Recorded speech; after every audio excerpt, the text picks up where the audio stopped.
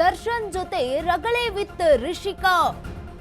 ನಾನು ಮತ್ತೆ ಆ ಪ್ರೋಗ್ರಾಂ ಮಾಡೇ ಮಾಡ್ತೀನಿ ಅಂತ ಹೇಳಿದ್ದಾರೆ. ದರ್ಶನ್ಗೆ ಜೈಲು ದಿನ ಹೇಗಿದ್ವು ಅಂತ ಕೇಳ್ತೀನಿ.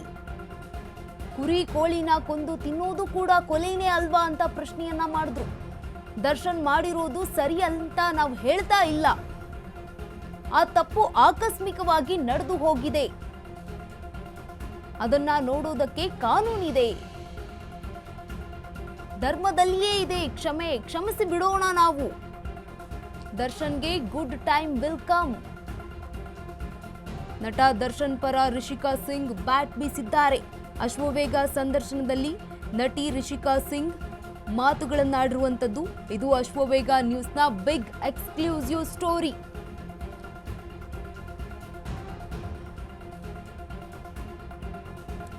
ದರ್ಶನ್ ಜೊತೆ ರಗಳೆ ವಿತ್ ರಿಷಿಕಾ ಕಾರ್ಯಕ್ರಮವನ್ನ ಮಾಡ್ತೀನಿ, ನಾನು ಆ ಕಾರ್ಯಕ್ರಮವನ್ನ ಮತ್ತೆ ಮಾಡ್ತೀನಿ ಅಂತ ಹೇಳಿದ್ದಾರೆ.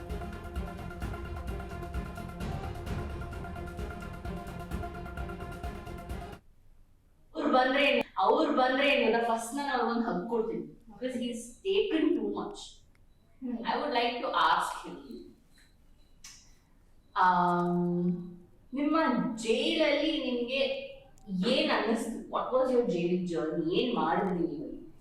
ಬಿಕಾಸ್ ಸಂಜಯ್ ದತ್ ಅವರು ಜೈಲಲ್ಲಿ ಅವಾಗ ಅವರು ವರ್ಕೌಟ್ ಮಾಡ್ತಾ ಇದ್ರು. ಆಮೇಲೆ ಅಲ್ಲಿ ಒಂದು FM ತರ ಮಾಡಿ ಜೈಲೊಳಗೆ ಒಂದು ರೇಡಿಯೋ ಎಲ್ಲ ಶುರು ಮಾಡಿದ್ರು.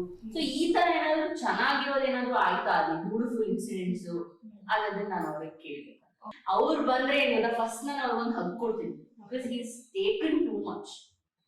I would like to ask him,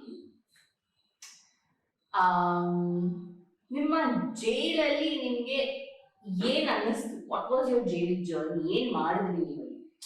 because Sanjay Dutt ಅವರು ಜೈಲಲ್ಲಿ ಅವಾಗ ಅವರು ವರ್ಕೌಟ್ ಮಾಡ್ತಾ ಇದ್ರು. ಆಮೇಲೆ ಅಲ್ಲಿ ಒಂದು FM ತರ ಮಾಡಿ ಜೈಲೊಳಗೆ ಒಂದು ರೇಡಿಯೋ ಎಲ್ಲ ಶುರು ಮಾಡಿದ್ರು.